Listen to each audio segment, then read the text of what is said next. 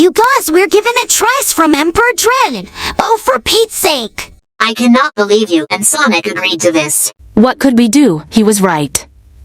We're freedom fighters, so we'd have to give peace a chance, no matter how unlikely it seems.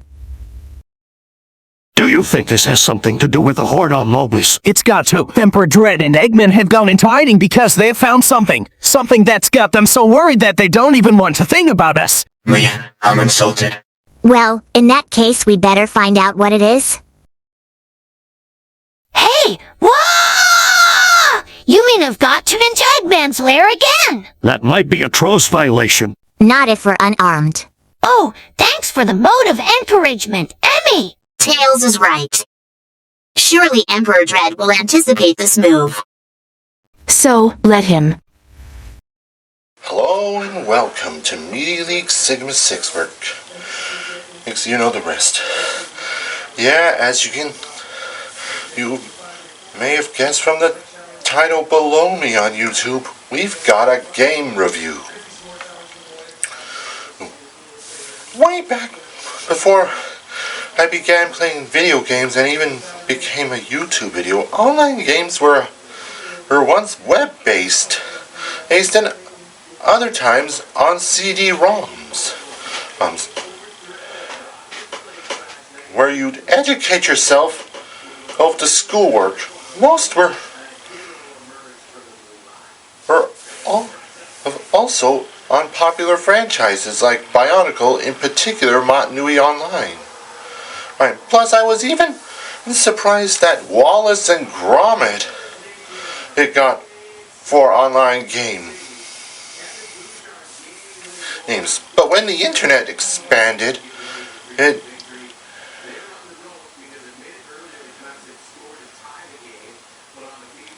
and reached to the video games. They wanted online games to be not just used on computers, but video game consoles as well. Thus, Xbox Live was created. And I tried to play a Star Wars on the Old Republic game, but failed. So instead, I wanted to play an online game that I can be really good at. And a few years ago, I got my wish. The very best online game I've played was Star Trek Online, a game that has you create your own character in either Starfleet, Klingon Empire, Romulan, and Gem Hunter, and a recent addition, Starfleet from the Discovery era. And we should probably get this going. Let's dig a run-down review of Star Trek Online and the Discovery era of Starfleet. And there came a day unlike any other, when Earth's mightiest heroes found themselves united against a common threat. On that day, they became the Avengers. The invincible armored Iron Man, Thor, Prince of Thunder, the Hulk, strongest hero there is, and Captain America, the first Avenger.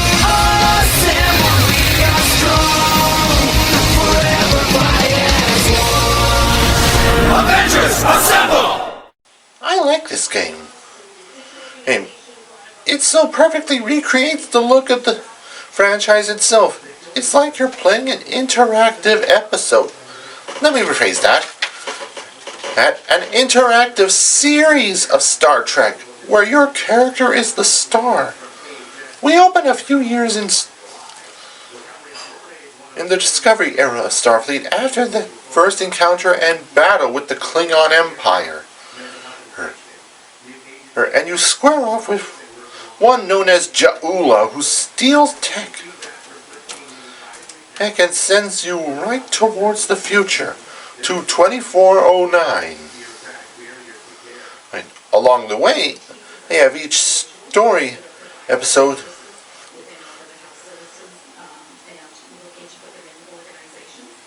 will meet right alongside famous Star Trek characters like Worf, Geordi LaForge, Tuvok, Nog, Harry Kim, Seven of Nine, and of course, Admiral Janeway, but no Captain Picard. But we are still wishing that for that day that will happen, but didn't. See, the game is set in a war-torn galaxy where you have to face off against a lot of enemies. Klingons, Romulans, Jem'Hadar, or Tholians, Species 8472, Vodwar, Iconians, time-traveling aliens, space reptiles, the Herc, Terran Empire, Klingons from the past, and worst of all, the Borg, Star Trek's version of the Cybermen from Doctor Who. The only way to defeat the Borg is through the use of the right equipment and weapons. Although me personally, I use a Tholian's crystal sword, or the type of weapon that the Borg have trouble adapting to and cannot defend itself. The reason I bring up the Tholians because Borg may capture and assimilate some species, others are much tougher, and the Tholians is one of them.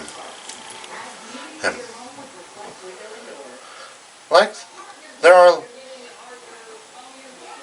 a lot of chapters and sub-chapters to go through, and I usually lay them all on the Xbox One and won them all. Speaking from experience here, the most interesting of which is fighting alongside Ja'ula in the Klingon on Civil War, and even an Inquisitor version of yourself in the Terran Empire. Because as Buzz Lightyear once said in his animated series, there is an advantage to having yourself as an enemy. You would know exactly of what you're capable of. My Starfleet captain of the Discovery era wouldn't give up without a fight, so neither would he. So after the recent chapter in Star Trek Online, with another variant into the Borg and a multiversal war with them, where does Star Trek Online go from here? Well, this new chapter might just be the end. The Enterprise F is no longer in service, and this chapter, called Kings and Queens, would eventually signal the end of a very great online game. The guys who made the game wanted to work on a new online game that would be as good as Star Trek Online, but productions were slow due to funding. Hopefully this new online game will come out in the future, but if Kings and Queens is the end of Star Trek Online, then it will one day go out on a high note. But considering how many times Star Trek Online and the TV series has declared its ending, then I will see you in the next whatever chapter of Star Trek Online ends up happening. I'm not even sure if I will continue playing the game. And because as most people who agree with me, I don't like most reboots of popular series. Try as I must, but I can never get through a new online game that would be better than Star Trek Online. But I do like making videos, and there is a reason why I have a black Jem'Hadar ship. So here's to what came before, and now, to boldly go where no one has gone before.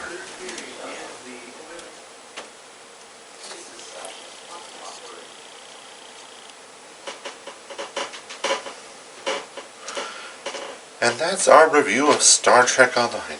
Thanks so much for watching. Next time, we have a parody of an old new Thunderbolts movie that has time travel in it.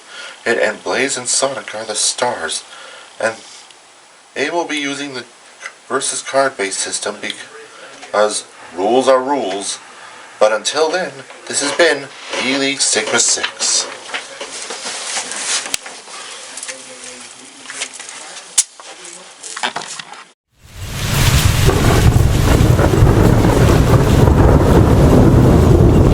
Sounds like we got back to not hold just in time.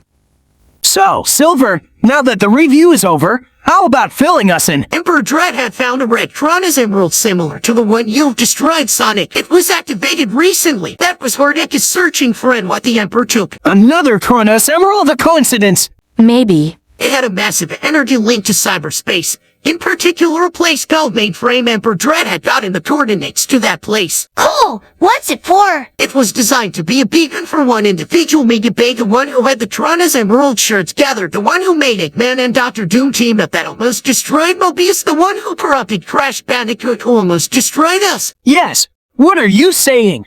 What have you discovered? He's coming. He's on his way here and into the real world, and I don't think he's very happy. Well, that's just Prime.